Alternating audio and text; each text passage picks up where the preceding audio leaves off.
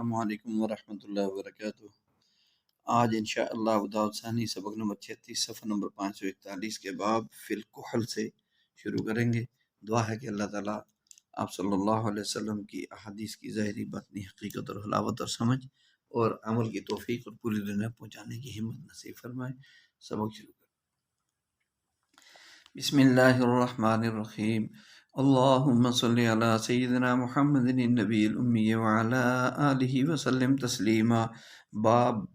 فی الکحل۔ عن ابن عباس رضی اللہ عنہما قال قال رسول اللہ صلی اللہ علیہ وسلم البسوا من ثيابكم البياض فإنها من خير ثيابكم وكفنوا فيها موتاكم وإن خير أكحالكم الإسمد يجل البصر وينبت الشعر او كما قال النبی صلی اللہ علیہ وسلم۔ یہ باب ہے سرما لگانے کے حکم کے بیان میں۔ حضرت ابن عباس رضی اللہ تعالیٰ عنہما سے روایت ہے، وہ فرماتے ہیں کہ رسول اللہ صلی اللہ علیہ وسلم نے فرمایا کہ تم پہنو سفید رنگ کے کپڑے، فَإِنَّهَا کیونکہ یہ تمہارے کپڑوں میں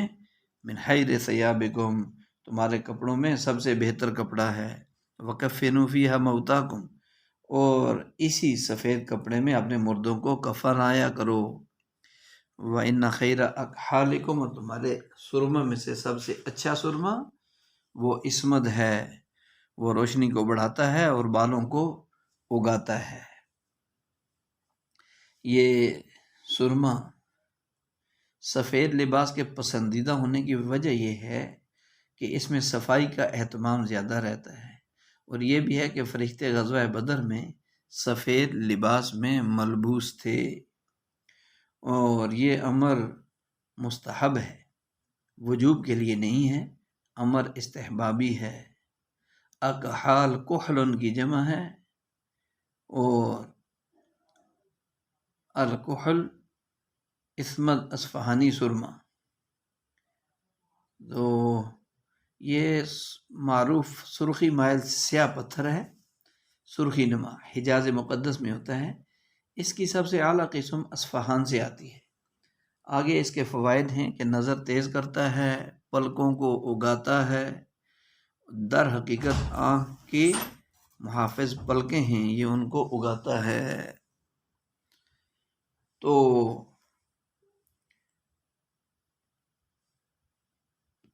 حدیث بھی ہے عن نبی صلی اللہ علیہ وسلم انہ امر بالاسمد المروح عند النوم کہ نبی علیہ السلام نے راحت پہنچانے والا، راحت زدہ اسمد سرما آنکھوں میں سوتے وقت ڈالنے کا حکم دیا۔ وہ سرما ڈالنے کا طریقہ کیا ہے کہ سرمے کی سلائی دو قسم کی ہوتی ہے، ایک کا ایک سرا ہوتا ہے اور ایک دو سروں والی ہوتی ہے، دونوں طرف سے لگا سکتے ہیں۔ تو دو سروں والی سلائی سے سرما ڈالنے کا طریقہ یہ ہے کہ پہلے سلائی کے دونوں سروں کو شیشی میں ڈبو کر لگا لیں، دونوں سروں کو سرما لگا کر دونوں دائیں آنکھ میں لگا دیں۔ پہلے دونوں سرے دائیں آنکھ میں، ایک ہی سرا دوسرا سرا، پہلے یہ سرا بسم اللہ پڑھ کے آنکھ میں لگائیں، پھر گھما کر دوسرا سرا دائیں آنکھ میں بسم اللہ پڑھ کے لگائیں، پھر دونوں سرے دوبارہ بائیں آنکھ میں لگا دیں۔ پہلی سلائی دونوں طرف سے دائیں آنکھ میں، دوسری سلائی دونوں طرف سے بائیں آنکھ میں، پھر تیسری اور آخری مرتبہ اس سلائی کے دونوں سروں کے ساتھ سرما لگائیں گے۔ ایک سرا پہلے دائیں جو ہے وہ آخری مرتبہ پہلے ایک سرا بائیں آنکھ میں لگائیں گے اور دوسرا سرا دائیں میں لگائیں گے۔ یہ دوسرا سرا دائیں میں لگانے کی یہ حکمت ہے کہ ابتدا اور انتہا دونوں دائیں آنکھ سے ہو جائے گی، اس لیے۔ تو ہمارے احادیث مبارکہ پڑھنے کا اصل مقصود یہی ہے کہ اللہ کو راضی کرنے کے لیے ہم اللہ کے حکموں پر نبی علیہ السلام کے طریقے سے جان دینے کا جذبہ پیدا ہو جائے، نبی کی ہر سنت ساتوں زمینوں آسمانوں سے ہمیں زیادہ محبوب ہو جائے۔ باب ما جاء فی العین، نظر بد لگنے کے بارے میں یہ باب ہے۔ عن امام ابن منبہ قال هذا ما حدثنا ابو ہریرہ رضی اللہ عنہ عن رسول اللہ صلی اللہ علیہ وسلم قال والعین حق، کہ حضرت ابو ہریرہ رضی اللہ تعالیٰ عنہ سے روایت ہے کہ رسول پاک علیہ السلام نے فرمایا نظر بد حق ہے، یعنی کسی کی نظر بد کا لگ جانا یہ حق ہے، نظر لگ جانا برحق ہے۔ نظر کا اثر اور نظر بد لگ جانا، اس کا مطلب یہ ہے کہ دوسرے سبب عادی کی طرح یہ بھی ایک سبب ظاہری ہے جو سبب کی حد تک اثر انداز ہوتا ہے۔ اس کا مطلب یہ نہیں کہ یہ مؤثر بذات اور مؤثر حقیقی ہے۔ مؤثر حقیقی تو اللہ ہی کی ذات ہے۔ نظر لگنے میں ہوتا یہ ہے کہ جب ایک دیکھنے والا حاسدانہ نظر سے دیکھتا ہے اور دیکھی ہوئی چیز پر تعجب کا اظہار کرتا ہے، ارے کیا چیز ہے یہ، واہ کتنا خوبصورت ہے، واہ یہ کیسا ہے، یہ دیکھنا اور یہ کیفیت بھری نظر زہر کا کام کرتی ہے اور دوسروں کو تکلیف اور مصیبت میں مبتلا کر دیتی ہے۔ اس کی مثال یہ ہے کہ شدید زہریلے سانپ کی نظر اور دیکھنے سے زہر اس دیکھی ہوئی چیز پر اثر کر جاتی ہے۔ اس طرح کوئی بعید نہیں کہ دیکھنے والے کی نگاہ کے ساتھ وہ مضر اثرات منتقل ہوں جو منظور جس پر نظر دیکھا گیا اس پر اثر کرے۔ تو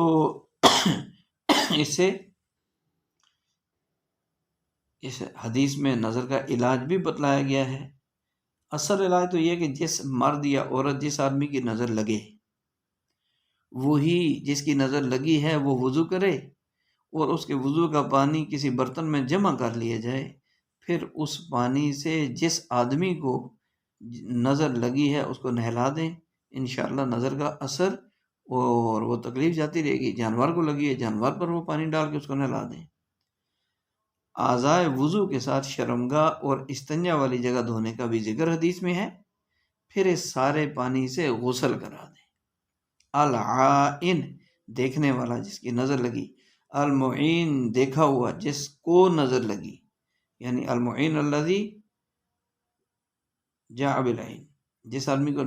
کسی چیز کے دیکھنے سے نظر لگتی ہے، اس کی خوبیاں صفات بیان کرنے سننے سے بھی اثر ہو جاتا ہے۔ اس کے لیے اللہ تعالیٰ وَإِن يَكَادُ الَّذِينَ كَفَرُوا لَيُزْلِقُونَكَ بِأَبْصَارِهِمْ لَمَّا سَمِعُوا الذِّكْرَ وَيَقُولُونَ إِنَّهُ لَمَجْنُونٌ وَمَا هُوَ إِلَّا ذِكْرٌ لِّلْعَالَمِينَ۔ یہ پڑھ کر 3 دفعہ پھر 3 پھر 3 پھر 3 دم بھی کرتے رہیں۔ اور چھوٹے بچوں کو یا جس آدمی کو نظر لگنے کا زیادہ اندیشہ رہتا ہے، سورۃ الفلق پڑھ کر اس کے دائیں رخسار پر دم کر دینا چاہیے صبح کو، سورۃ الناس پڑھ کر بائیں رخسار پر دم کر دینا چاہیے۔ تو دوسرا یہ ہے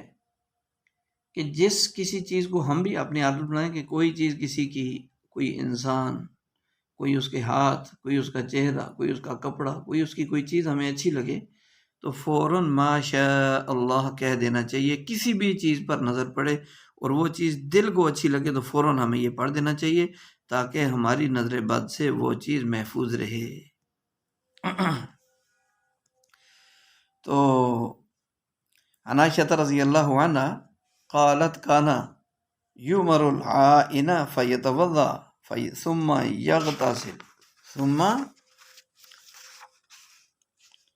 یغتسل من المعین، کہ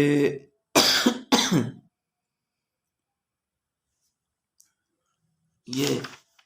حضرت ام المومنین عائشہ صدیقہ رضی اللہ عنہ کہتی ہے نظر بد لگانے والے کو حکم دیا جاتا تھا کہ وہ وضو کرے، پھر جسے نظر لگی ہوتی اس سے غسل کرتا، وہ اس پانی سے وضو کیے جمع کیے ہوئے پانی سے غسل کرتا تھا۔ تو یہ طریقہ بتا دیا علاج کا۔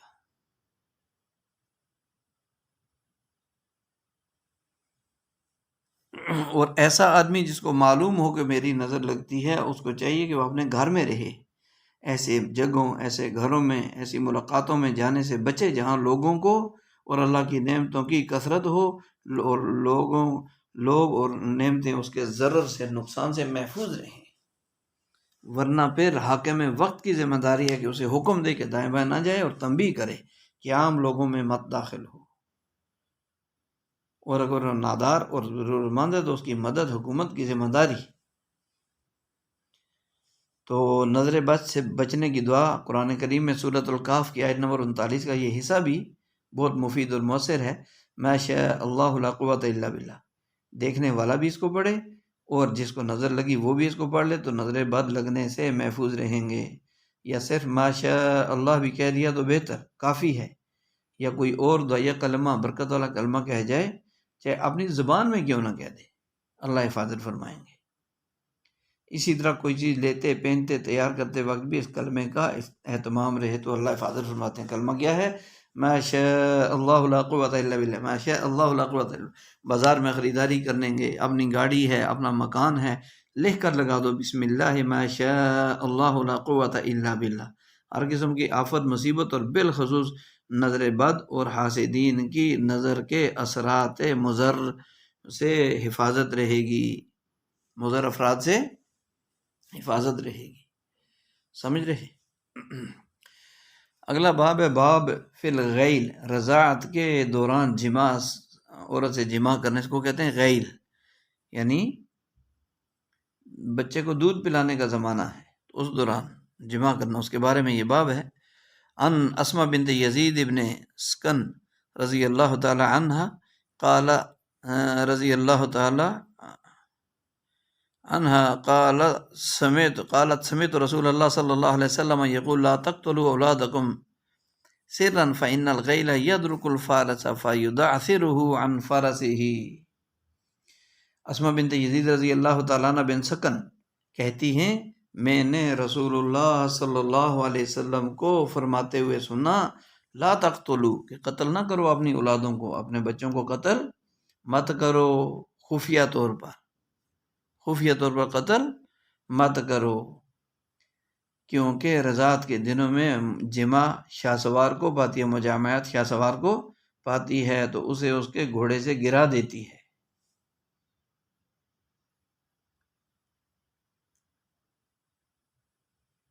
تو غیل کہتے ہیں دودھ پلانے والی یا حاملہ بیوی سے حالت رضاعت اور حضرت حمل میں جماع کرنے کو غیل کہتے ہیں۔ نبی علیہ السلام اس سے منع فرمانے کے متعلق تردد فرمایا، اگلی حدیث میں تفصیل آ رہی ہے۔ عائشہ رضی اللہ تعالی عنہ زوج النبی صلی اللہ علیہ وسلم عن جدامۃ الاسدی انہا سمعت رسول اللہ صلی اللہ علیہ وسلم یقول لقد هممت ان انہا عن الغیلۃ حتی ذکرت ان الروم وفارس یفعلون ذلك فلا يضر اولادهم۔ قال مالک الغیلہ ان یمس الرجل امرأته وهي ترضع۔ حضرت جدامہ اسدیہ رضی اللہ تعالیٰ عنہ کہتی ہیں کہ ان سے روایت ہے کہ انہوں نے سنا رسول پاک صلی اللہ علیہ وسلم کو فرماتے ہوئے میں نے قصد کر لیا تھا کہ غیلہ سے منع کر دوں، یہاں تک کہ مجھے یاد آیا کہ روم اور فارس کے لوگ بھی تو ایسا کرتے ہیں اور ان کی اولاد کو اس سے کوئی ضرر نہیں پہنچتا۔ مالک کہتے ہیں غیلہ یہ ہے کہ آدمی جماع کرے اپنی بیوی سے حالت رضاعت میں۔ تو یہ نقصان دہ ہے سچا بچہ دونوں کے لیے، اور رومی اور فارسیوں کے طرز عمل سے معلوم ہوتا ہے کہ اس میں مضرت نہیں ہے، کیونکہ وہ لوگ تو حالت حمل میں بھی حالت رضاعت میں بھی وہ کرتے تھے جماع۔ تو امام ابو داؤد نے پہلے تو حضرت اسماء رضی اللہ عنہ علی حدیث، پھر حضرت حدیث جدامہ لا کر اشارہ اس طرف کیا کہ پہلے منع فرمایا تھا ایسی حالت میں جماع کرنے سے، پھر اجازت دے دی اہل روم اور اہل فارس کے طرز عمل کو دیکھتے ہوئے۔ ٹھیک ہے، حقیقت یہ ہے کہ آپ علیہ السلام کو اولاً تردد ہوا تھا، پھر شرح صدر ہونے پر منع فرما دیا، اور یہ نہی تنزیہی ہے کیونکہ یہ نقصان یقینی اور حتمی نہیں ہے، بلکہ طبیعتیں اور صحت اور قوت کے اعتبار سے کبھی بھی ہو بھی سکتا ہے اور کبھی نقصان نہیں بھی ہو سکتا، لیکن اس کا نقصان اکثر نہیں ہوتا بلکہ بہت کم، بعض مزاجوں کے فرق کی وجہ سے اثر کرتا ہے۔ تو آپ علیہ السلام نے تنزیہی طور پر منع فرمایا، اس تقریر سے دونوں حدیثوں میں اتفاق ہوا اور تعارض رفع ہو گیا۔ حاملہ اور مرضعہ، حاملہ حمل والی جس کے پیٹ میں بچہ ہو، مرضعہ دودھ پلانے والی۔ تو اس عورت سے جمع شرعن جائز ہے، شرعن جائز ہے، اور حدیثوں میں اس کی مضرت کا اندیشہ ظاہر کیا گیا ہے، اور دراصل اس میں انسانی فطرت اور طبیعت اور خواہش اور شہوت کا لحاظ کیا گیا، بلکہ ممانعت نہیں فرمائی کہ شوہر بد کرداری میں مبتلا ہو یا دیگر اپنی شہوت کو پورا کرنے کے لیے راستہ تلاش کرے، لہذا اسے بہتر ہے کہ عند ضرورہ اسے اجازت ہے کہ اپنی ہی بیوی سے جمع کرے، ہم بلا ضرورت شدیدہ احتیاط کریں تاکہ بچے کی ولادت یا اس کی صحت اور پرورش بآسانی مکمل ہو سکے۔ ایسا نہ ہو کہ ایک گود میں ایک پیٹ میں، یعنی دوران رضاعت دودھ پلانے جو ہے جماع سے اس لیے بھی منع ہے کہ ابھی تو پہلا بچہ دودھ پینے والا ہے، چھوٹا ہے، دوسرا بچے کی امید لگ گئی، تو اس میں پھر یہ ہے کہ ایک ماں کی صحت پر بھی اثر، اور دوسرا ایک ماں کو دو بچوں کے، حالانکہ ایک بچے کے دودھ پینے کے زمانے میں، پینے پلانے کے زمانے میں دو بچوں کی پرورش لازم آ گئی، تو لہٰذا جو ہے بچے کی دودھ پینے کی عمر میں اور ماں حاملہ ہو جائے، اس میں حالت حمل میں جو ہے جمع کرنے سے دودھ میں تغیر پیدا ہو جائے، جس سے بچے کی صحت متاثر ہوتی ہے، بالخصوص جو حمل ٹھہر جائے، اور یہ بچپن کی کمزوری پھر بچپن تک جاتی ہے۔ تو اس کو حدیث میں کیسے سمجھایا؟ حدیث پاک میں مثال سے سمجھایا کہ گھوڑے کی پشت سے سوار پھسل جاتا ہے، اور گھوڑ سواری قوت کی عمدہ دلیل ہے جہاں پر پھسل گیا، حالانکہ گھوڑے پر سوار ہونا یہ تو قوت والا آدمی کرتا ہے، تو یہ گھوڑے کی پشت سے سوار پھسل جاتا ہے، یعنی کیا مطلب کہ اس حالت میں اگر ہوا تو بچے پر اس کا اثر باقی رہے گا، بچے پر اثر باقی رہے گا۔ باب فی تعلیق التمائم، تعویذ لٹکانے کے بارے میں یہ باب ہے۔ عن زینب بن امرات عبداللہ عن عبداللہ رضی اللہ تعالی عنہ قال سمعت رسول اللہ صلی اللہ علیہ وسلم یقول ان الرقا والتمائم والتوالة شرك قالت قلت لما يقول هذا والله لقد كانت عيني تقذف وكنت أختلف إلى فلان اليهودي يرقيني فإذا رقاني سكت فقال عبد الله رضي الله عنه إنما ذلك عمل الشيطان كان ينخسها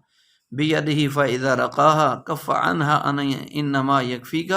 أن تقولي كما كان رسول الله صلى الله عليه وسلم يقول أذهب البأس رب الناس واشفي أنت الشافي لا شفاء إلا شفاءك شفاء لا يغادر سقما، کہ حضرت عبداللہ بن مسعود رضی اللہ تعالیٰ عنہ کہتے ہیں میں نے رسول اللہ صلی اللہ علیہ وسلم کو فرماتے سنا کہ جھاڑ پھونک، تعویذ اور تولا شرک ہیں۔ یہ کیا ہیں؟ شرک ہیں۔ اور ان کی بیوی کہتی ہیں کہ میں نے عرض کیا کیوں، یعنی ایسا کیوں کہتے ہیں آپ؟ قسم اللہ کی کہ میری آنکھ درد کی شدت سے نکلتی آ رہی تھی،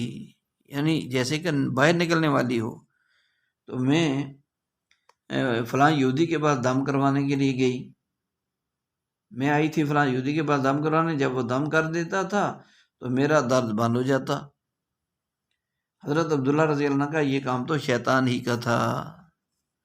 کہ وہ شیطان کیا کرتا تھا، وہ اپنے ہاتھ سے آنکھ چھوتا تھا،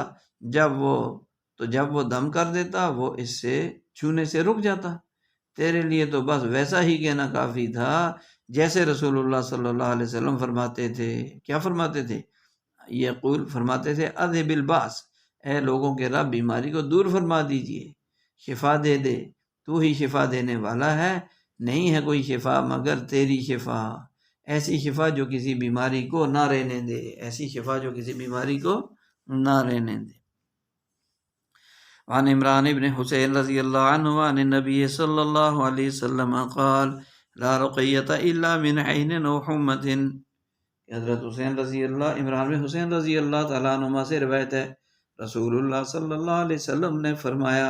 جھاڑ پھونک نہیں ہے مگر نظر بد یا زہریلے ڈنک کے لیے،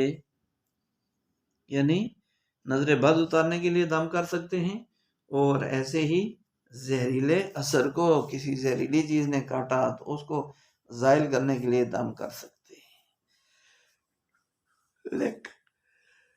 لیکن بہرحال دم کروانے جھاڑ پھونک کی چند قسمیں ہیں۔ نمبر 1 وہ کلام جس میں شرکیہ الفاظ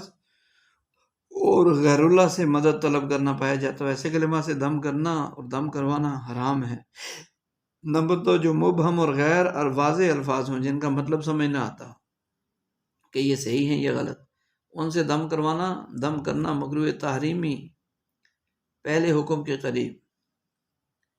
اور تیسرا وہ کلمات جو مفہوم کے اعتبار سے بھی صحیح ہوں لیکن منقول اور معصور نہ ہو، مفہوم ٹھیک ہے تو ان سے دم کرنا مباح اور جائز ہے۔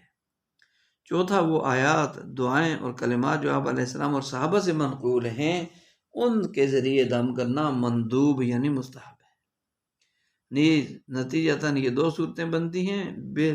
نمبر 1 بالکل کفریہ کلمات یا متشبہات اور مبہمات، نمبر 2 مفہوم صحیح لیکن غیر منقول غیر معصور، ٹھیک ہے۔ تو یہ اس لیے باب کی پہلی حدیث مفصل دلیل ہے اس بات پر کہ شرکیہ کلمات سے جھاڑ پھونک حرام ہے، کیونکہ شیطانی عمل اور وہ رحمانی اور روحانی علاج کیسے ہو سکتا ہے۔ تعویذ لکھنا، پین نہ باندھنا، اس میں دوسرا مسئلہ تعویذ لکھنے باندھنے کا ہے۔ آپ علیہ السلام سے دم کرنا، برکت اور صحت کی دعا کرنا تو ثابت، لیکن تعویذ لکھنا ثابت نہیں ہے۔ البتہ صحابہ کرام اور تابعین سے تعویذ کی لکھنا، گلے میں لٹکانا ثابت ہے اور سلف و خلف میں مقبول اور معمول بھی ہے۔ اس کی ایک قسم تمائم خرزات ہیں جنہیں احادیث میں شرک کہا گیا ہے، یہ بالکل ناجائز۔ ایسے مشکات شریف میں بھی اس کے متعلق التمائم الشرک کے الفاظ موجود ہیں۔ اور تعویذ لکھنے کی دلیل کے طور پر حضرت عبداللہ رضی اللہ عنہ حدیث ہے، کان عبداللہ ابن عمرو یعلمنا من عقل من بنیہ من عقل من بنیہ ومن لم یعقل کتبہ فعالقہ علیہ، کہ عبداللہ بن عمر رضی اللہ عنہ یہ کلمات اپنے سمجھدار بچوں کو سکھاتے اور جو عقل و فہم کی عمر کو نہ پہنچتے تو لکھ کر ان کے گلے میں لٹکا دیتے تھے، ڈال دیتے تھے۔ تو اس طرح یہ حدیث سے ثابت ہے۔ باب ہے ما جاء فی الرقا، جھاڑ پھونک کے بارے میں۔ تو یہ آنکھوں میں تکلیف کی دعا ہے، اذہب البأس رب الناس اشفی انت الشافی لا شفاء الا شفاؤک شفاء لا یغادر سقما، دونوں طرح پڑھ سکتے ہیں، ٹھیک ہے۔ یہ پڑھ کر دم کرنا چاہیے، اس سے انشاءاللہ فوراً اللہ تعالیٰ صحت دے دیتے ہیں۔ جو قوت اور طاقت اللہ کے کلام اور اللہ کے رسول علیہ السلام کے بتائے ہوئے اعمال کے اندر ہے وہ کسی اور چیز کے اندر نہیں ہے۔ وہ قوت اور طاقت کسی بزرگ کے پاس بھی نہیں، کسی عامل کے پاس بھی نہیں ہے۔ دم کروانا بھی ہو تو ان لوگوں کے پاس جانا چاہیے کہ جن لوگوں کے عقائد بھی ٹھیک ہوں، اعمال بھی ٹھیک ہوں اور علماء ہوں اور کسی صحیح قسم کے معتبر اور قابل اعتماد علماء سے ان کا اصلاحی تعلق بھی ہو۔ تو یہ باب ہے جھاڑ پھونک کا بیان، اس کے بارے میں۔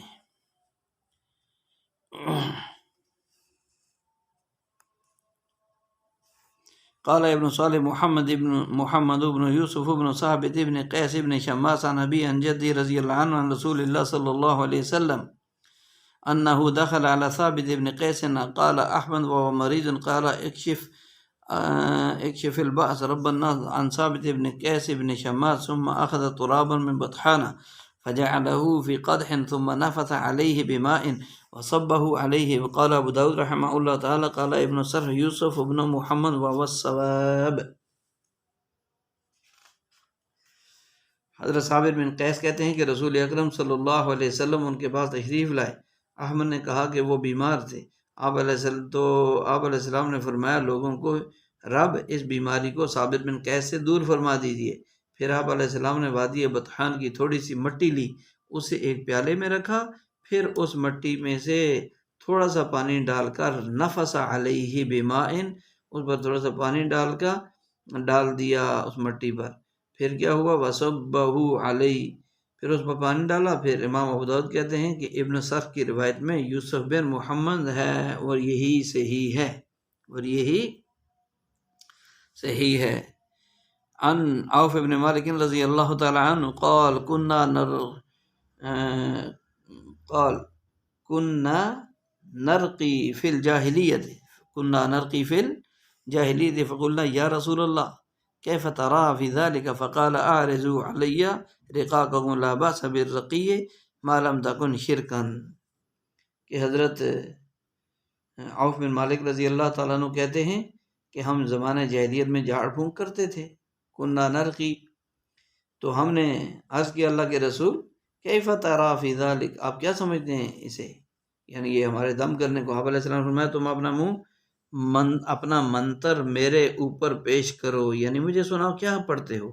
جھاڑ پھونک میں کوئی حرج نہیں ہے بشرطے کہ وہ شرک نہ ہو، شرکیہ کلمات نہ ہوں، پڑھنے والا جو کلمات پڑھ رہا ہے وہ کلمات شرکیہ نہ ہوں۔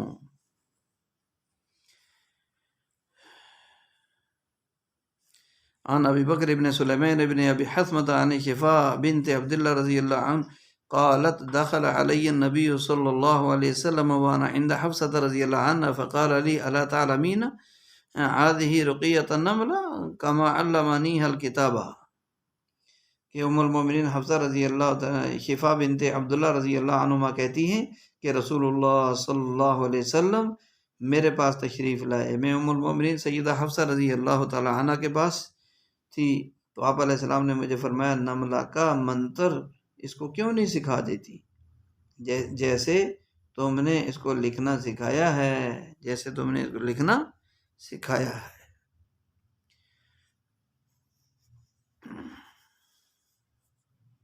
حدثتنی جدتی زباب قالت سمعت رسال بن حنیف رضی اللہ عنہما یقول مررت بسیل فدخلت فاغتسلت فيه فخرجت محموما ففي ذلك إلى رسول الله صلى الله عليه وسلم فقال مروا أبا ثابت يتعوذ، قال فقلت يا سيدي والرقى صالحة، فقال لا رقية إلا في نفس أو حمة أو لدغة۔ قال أبو داود رحمۃ اللہ علیہ الحمة من الحیات وما یلسع، کہ یہ اس روایت میں ہے کہ حضرت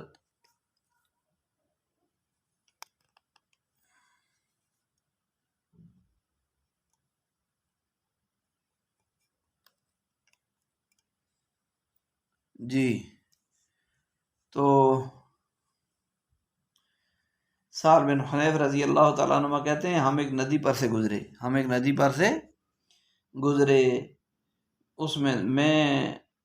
اس میں داخل ہوا تو میں نے اس میں غسل کیا اور بخار لے کر باہر نکلا۔ اس کی خبر رسول پاک علیہ السلام کو پہنچی تو آپ علیہ السلام فرمایا کہو ابو ثابت کو شیطان سے پناہ مانگے۔ وہ کہتی ہیں میں نے کہا میرے آقا جھاڑ پھونک مفید ہے۔ آپ علیہ السلام فرمایا نہیں ہے جھاڑ پھونک مگر نظر بد یا سانپ کے ڈسنے کے لیے، نہیں ہے نظر بد یا سانپ کے ڈسنے کے لیے جھاڑ پھونک مفید ہے، باقی کسی چیز کے لیے نہیں ہے، لدغہ تو اور کسی چیز کے لیے نہیں ہے۔ ابو داؤد کہتے ہیں کہ حمہ سانپ کے ڈسنے کو کہتے ہیں، الحمہ سانپ کے ڈسنے کو کہتے ہیں۔ عن انس رضی اللہ تعالیٰ عنہ قال قال النبی صلی اللہ علیہ وسلم لا رقیۃ الا من عین وحمۃ ودم یرقى، لم یذکر العباس العین وهذا لفظ سلیمان ابن داود رحمہ اللہ تعالی۔ حضرت انس رضی اللہ تعالیٰ عنہ کہتے ہیں کہ رسول اللہ صلی اللہ علیہ وسلم نے فرمایا جھاڑ پھونک نہیں ہے مگر نظر بد یا زہریلے جانور کے کاٹنے یا ایسے خون سے جو نہ رکے۔ عباس نے نظر بد کا ذکر نہیں کیا، یہ سلیمان بن داؤد کے الفاظ ہیں۔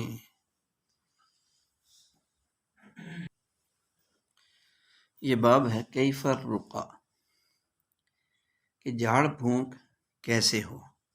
اس کے بارے میں یہ باب ہے۔ قال انس رضی اللہ عنہ یعنی لثابت ارقیک برقیۃ رسول اللہ صلی اللہ علیہ وسلم؟ قال بلا، قال فلا، قال فقال اللهم رب الناس مذهب البأس اشف انت الشافی لا شافی الا انت اشفه شفاء لا یغادر سقما۔ حضرت عبدالعزیز بن صہیب کہتے ہیں کہ حضرت انس رضی اللہ تعالیٰ نے کہا، یعنی ثابت کو، کہ کیا میں تم پر دم نہ کروں؟ کیا میں تم پر رسول پاک صلی اللہ علیہ وسلم جو دم کرتے تھے وہ دم نہ کروں؟ تو حضرت ثابت رضی اللہ عنہ نے کہا کہ ہاں، کیوں نہیں؟ تو انس رضی اللہ تعالیٰ نے کہا، اللہ لوگوں کے رب، بیماری کو دور فرمانے والے، بیماری کو دور فرمانے والے، اشفی، تو شفا دے دے، شفا دے دے، تو ہی شفا دینے والا ہے، نہیں کوئی شفا دینے والا تیرے سوا، تو اسے شفا دے جو بیماری کو نہ چھوڑے، بیماری کو نہ چھوڑے۔ یہ دعا بتا دی۔ عن عثمان ابن ابی العاص رضی اللہ عنہ انہ اتی رسول اللہ صلی اللہ علیہ وسلم قال عثمان وبی وجع قد کاد یہلکنی قال فقال النبی صلی اللہ علیہ وسلم امسحه بيمينك 7 مرات وقل اعوذ بعزة الله وقدرته من شر ما اجد قال ففعلت ذلك فأذهب الله ما كان بي فلم ازل آمر به اہلی وغیرہم۔ حضرت عمر بن عبداللہ بن حضرت عثمان بن ابی العاص رضی اللہ تعالی عنہ کہتے ہیں کہ وہ آئے نبی صلی اللہ علیہ وسلم کے پاس۔ حضرت عثمان کہتے ہیں کہ مجھے ایسا درد محسوس ہو رہا تھا، ایسا درد ہو رہا تھا کہ قریب تھا کہ وہ مجھے ہلاک کر دے گا وہ درد۔ قالا، تو عثمان بن ابو العاص کہتے ہیں کہ رضی اللہ عنہ کہ نبی صلی اللہ علیہ وسلم نے فرمایا کہ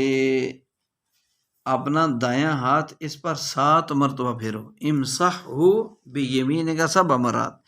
اس درد والی جگہ پر اپنا ہاتھ 7 مرتبہ پھیرو، اور کہو، کیا کہو 7 مرتبہ پھیرتے ہوئے، اعوذ بعزت اللہ وقدرتہ من شر ما اجد، یہ دعا۔ اس کا ترجمہ کیا ہے؟ اللہ کی عزت اور اس کی قدرت کی پناہ چاہتا ہوں میں اس چیز کی برائی سے جو میں پاتا ہوں، یعنی جو درد، جو تکلیف۔ قال عثمان کے رضی اللہ عنہ کہتے ہیں میں نے ایسے ہی کیا، یعنی 7 مرتبہ یہ دعا پڑھ کر ہاتھ پھیرا، تو اللہ تعالیٰ نے مجھ سے اس درد کو، اس جو ہے میری تکلیف کو دور فرما دیا۔ تو میں ہمیشہ اپنے گھر والوں اور دوسروں کو اس کا حکم دیتا ہوں۔ اس میں بھی ایک عظیم قسم کی دعا بتائی ہے کہ اس دعا کو جو ہے اس کا اہتمام کریں کسی درد یا تکلیف والی جگہ پر دم کرتے ہوئے۔ تو عن ابی درداء رضی اللہ عنہ قال سمعت رسول اللہ صلی اللہ علیہ وسلم یقول من اشتکا منکم شیئا او اشتکاہ اخ لہ فلیقل ربنا اللہ الذی فی السماء تقدس اسمک امرک فی السماء والارض کما رحمتک فی السماء فاجعل رحمتک فی الارض اغفر لنا حوبنا وخطایانا انت رب الطیبین انزل رحمتا من رحمتک وشفاء من شفائک علی هذا الوجه فیبرأ۔ کہ حضرت ابو درداء رضی اللہ تعالیٰ عنہ سے روایت، وہ کہتے ہیں میں نے رسول پاک صلی اللہ علیہ وسلم کو فرماتے ہوئے سنا کہ تم میں سے جو بیمار ہو، تم میں سے جو بیمار ہو، یا جس کا کوئی بھائی بیمار ہو، یا جس کا کوئی بھائی بیمار ہو تو چاہیے کہ وہ یوں کہے ربنا اللہ، ہمارا رب اللہ، یعنی یہ کہ ربنا اللہ سے لے کر یہاں تک، ٹھیک ہے، تو یہاں رب الطیبین ھذا الوجہ وشفاء من شفائک علی ھذا الوجہ، یہاں تک کہے، ھذا الوجہ تک، یہاں تک، فیبرا نہیں کہنا۔ تو یہ دعا کہے، اور اس کا ترجمہ کیا ہے کہ ربنا اللہ، ہمارا رب وہ اللہ ہے جس کا جو کیا ہے، ہمارا رب وہ اللہ ہے جو آسمان کے اوپر ہے، جو آسمان کے اوپر ہے، تیرا نام پاک ہے، تقدس اسمک، امرک فی السماء والارض، تیرا ہی اختیار ہے آسمان اور زمین میں، کما رحمتک فی السماء، جیسے کہ تیری رحمت ہے آسمان میں، فاجعل رحمتک فی الارض، پس تو اپنی رحمت کو نازل فرما دے زمین پر بھی، فاغفر لنا، اغفر لنا، معاف کر دے، ہو بنا ہمارے گناہوں کو، وخطایانا، اور ہماری خطاؤں کو بخش دے، تو رب الطیبین، تو رب پاک اور اچھے لوگوں کا ہے، تو رب پاک اور اچھے لوگوں کا، اپنی رحمتوں میں سے ایک رحمت اور اپنی شفا میں سے ایک شفا اس درد پر بھی نازل فرما دے تو وہ صحت یاب ہو جائے گا۔ یہ دعا یاد کرنی چاہیے، بڑی ہی عظیم دعا، دانت میں درد ہو، سر میں درد ہو، کہیں بھی درد اور تکلیف ہو، فوراً اس کا اہتمام کریں، اللہ پاک شفا عطا فرمائیں گے انشاءاللہ تعالی۔ عن عمرو بن شعیب عن ابی عن جدی رضی اللہ عنہ ان رسول اللہ صلی اللہ علیہ وسلم کان یعلمهم من الفزع کلمات اعوذ بکلمات اللہ التامات من غضبه وشر عباده ومن همزات الشیاطین من یحضرون، یہاں تک اعوذ بکلمات اللہ سے شروع ہوتی ہے، یحضرون پر ختم ہوتی ہے یہ دعا۔ وکان عبداللہ ابن عمرو رضی اللہ عنہ یعلمهن من عقل من بنیہ ومن لم یعقل کتبہ فعلقہ علیہ۔ حضرت عبداللہ بن عمر رضی اللہ عنہ کہتے ہیں رسول اللہ صلی اللہ علیہ وسلم نے انہیں خواب میں ڈرنے پر سکھاتے تھے یہ کلمات، یعنی کوئی بندہ خواب میں ڈرے تو اسی وقت یہ دعائیں پڑھنا شروع کر دے۔ میں پناہ مانگتا ہوں اللہ کے پورے کلموں کی، اس کے غصہ سے اور اس کے بندوں کے شر سے، اور شیاطین کے شر سے، شیاطین کے وسوسوں سے، وَأَن يَحْضُرُونَ، اور شیاطین کے میرے پاس آنے سے۔ اور حضرت عبداللہ بن عمر رضی اللہ عنہ یہ کلمات اپنے بیٹوں کو جو سمجھنے لگتے ان کو، سمجھداروں کو یہ سکھاتے تھے، جو نہ سمجھتے ان کے گلے میں لکھ کر لٹکا دیتے تھے، یہ لکھ کر بچوں کے گلے میں ڈال دو، جو نہ سمجھ ہوں، جو سمجھدار ہوں ان کو سکھاؤ، پھر ان کو ہر وقت یہ پڑھتے رہو، رات کو سوتے وقت بھی 3 دفعہ پڑھو، صبح شام بھی 3 دفعہ پڑھو۔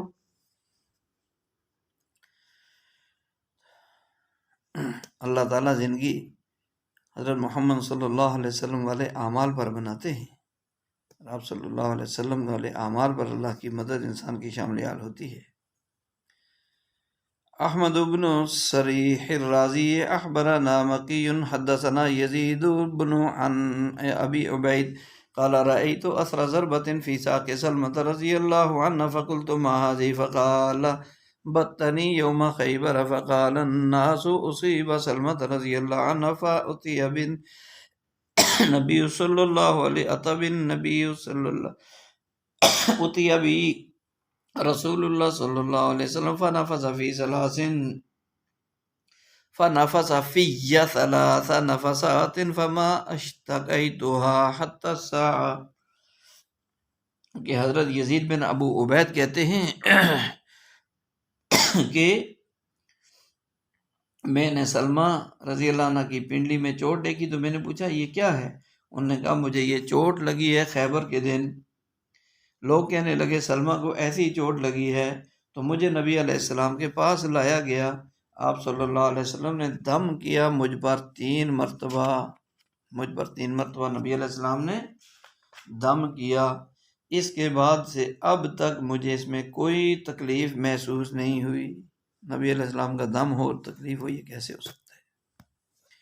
2 چیزیں جمع ہی نہیں ہو سکتی۔ عن عائشہ رضی اللہ تعالی عنہ قالت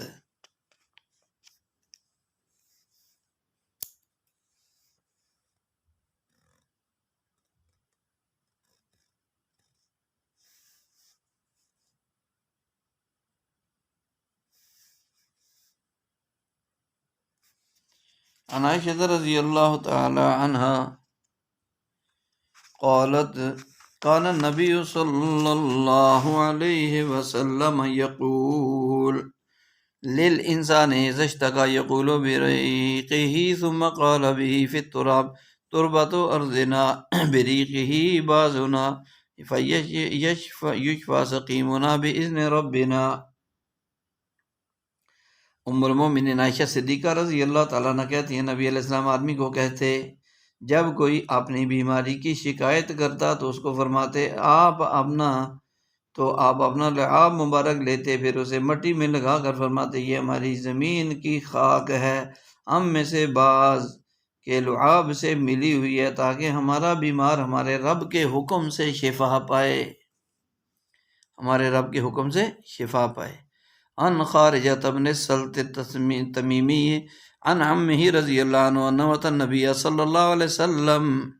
فاسلم ثم اقبل راجعا من عنده فمر على قوم عندهم رجل مجنون موثوق بالحديد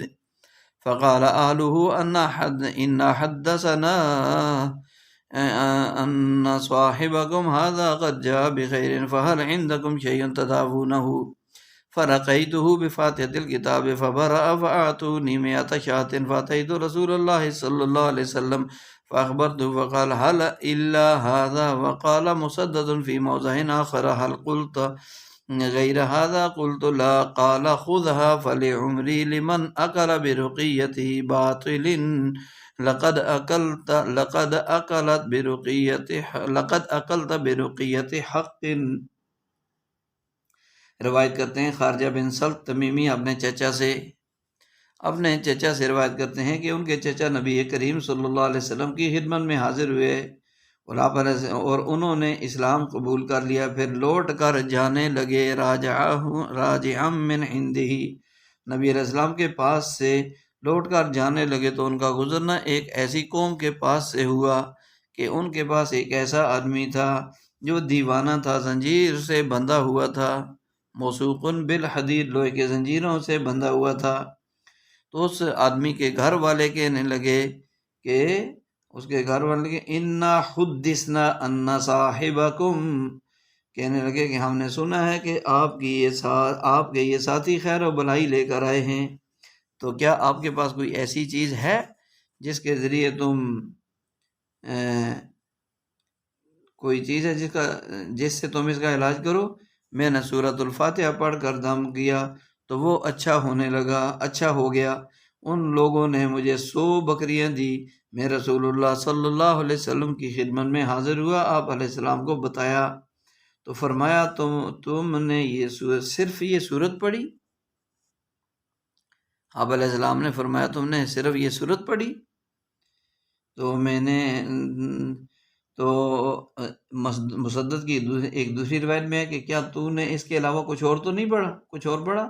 میں نے کہا نہیں۔ آپ علیہ السلام نے فرمایا انہی لے لو، یعنی یہ 100 بکریاں لے لو، قسم ہے میری عمر کی، لوگ تو ناجائز جھاڑ پھونک سے، باطل یعنی ناجائز جھاڑ پھونک سے کھاتے ہیں، اور تم نے تو جائز جھاڑ پھونک سے دم کے ذریعے سے لیا ہے۔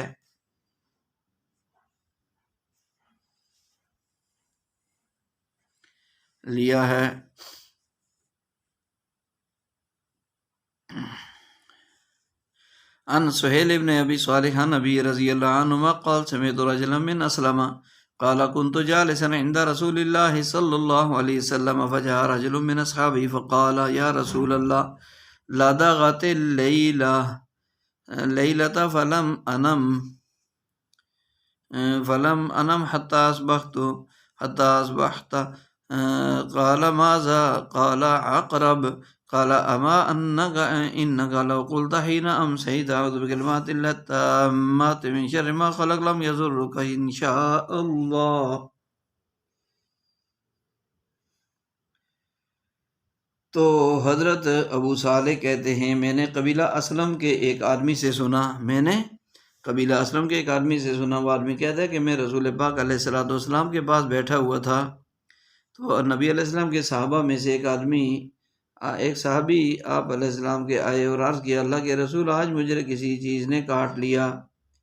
لدغت اللیلۃ، آج رات مجھے کاٹ لیا کسی چیز نے، لم انم، میں نہیں سویا، حتی اصبحت، یہاں تک کہ صبح ہو گئی۔ فرمایا کس چیز نے کاٹا؟ ماذا، کس چیز نے کاٹا؟ تو انہوں نے کہا کہ بچھو نے۔ آپ علیہ السلام میں سنو، اگر تم شام کو یہ دعا پڑھ لیتے، میں اللہ کے کامل کلمات کی پناہ چاہتا ہوں برائی سے اس کے تمام اس کی تمام مخلوقات کی برائی سے، تو انشاءاللہ وہ تمہیں نقصان نہ پہنچاتا، وہ تمہیں نقصان۔ دعا کیا ہے؟ اعوذ بکلمات اللہ التامات من شر ما خلق، صبح شام 3 مرتبہ پڑھنا سنت ہے، صبح شام 3 مرتبہ پڑھنا پیارے نبی کی سنت ہے، تو صبح شام کو یہ 3 مرتبہ ہمیں پڑھ لینا چاہیے۔ اور جب سواری سے اتریں کہیں بھی تو وہاں اگر اعوذ بکلمات اللہ التامات من شر ما خلق ایک مرتبہ پڑھ لی اترتے ہوئے، تو جتنا عرصہ وہاں رہیں گے وہاں سے واپس لوٹنے تک انشاءاللہ کوئی چیز ہمیں نقصان نہیں پہنچا سکے گی۔ عن ابی سعید الخدری رضی اللہ تعالی عنہ عن ابی سعید الخدری رضی اللہ تعالی عنہ ان رہتا من اصحاب النبی صلی اللہ علیہ وسلم انطلقوا فی سفرۃ سافروها فنزلوا بحي من احیاء العرب فقال بعضهم ان سیدنا لدغ فهل عند احد منكم شيء ينفع صاحبنا فقال رجل من القوم نعم والله انی لارقى ولكن استضعفناكم فأبيتم أن تضيفوا لها ما أنا براق حتى تجعلوا لي جعلا فجعلوا له قطيعا من الشاء فأتاه فقرأ عليه الكتاب ويتفل حتى برأ كأنما أنشط من عقال قال فأوفاهم جعلهم الذي صالحوهم عليه فقالوا اقتسموا فقال الذي رقى لا تفعلوا حتى ناتي رسول الله صلى الله عليه وسلم فنستعمره فغدوا على رسول الله صلى الله عليه وسلم فذكروا له فقال رسول الله صلى الله عليه وسلم من أين علمتم أنها رقية أحسنتم اقتسموا واضربوا لي معكم بسهم۔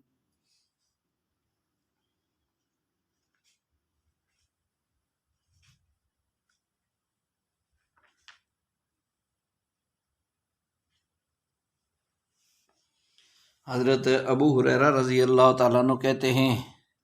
حضرت ابو سعید خدری رضی اللہ تعالیٰ عنہ کی روایت ہے،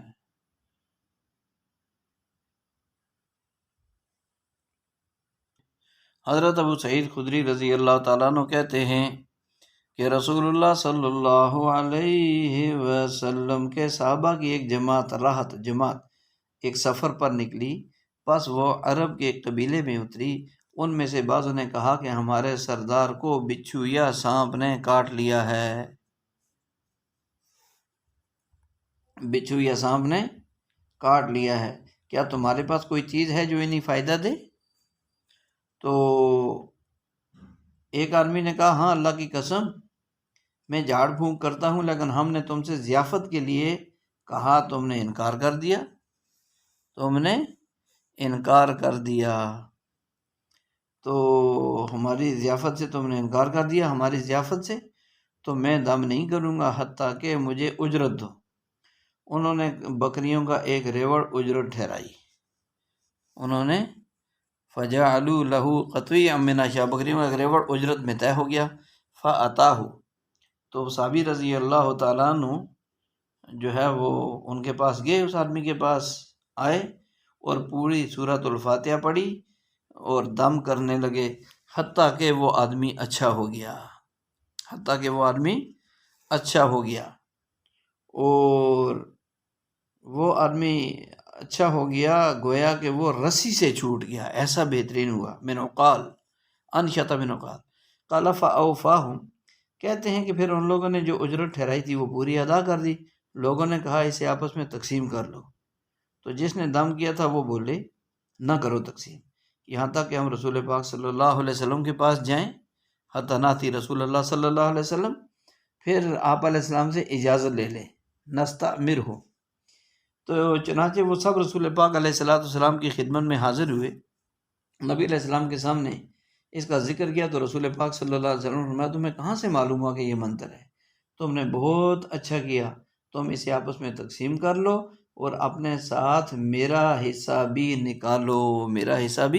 نکالو۔ تو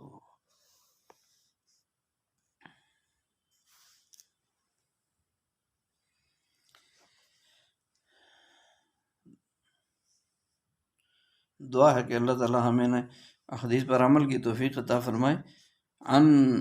خارجة بن سلط التميمي عن عمه رضي الله عنه قال أقبلنا من عند رسول الله صلى الله عليه وسلم فأتينا على حي من العرب فقالوا إنا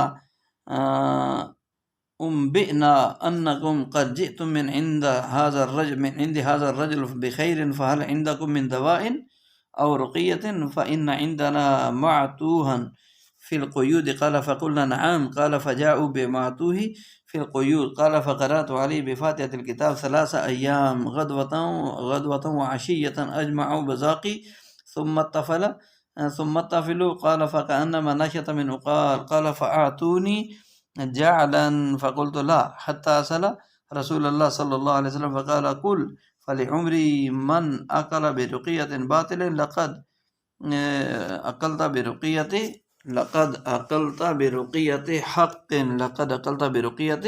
حق. تو یہ حضرت خارج بن سلط تمیمی اپنے چچا سے روایت کرتے ہیں رضی اللہ عنہ سے کہ وہ کہتے ہیں کہ ہم رسول اللہ صلی اللہ علیہ وسلم کے پاس سے چلے اور ایک قبیلہ عرب کے پاس آ گئے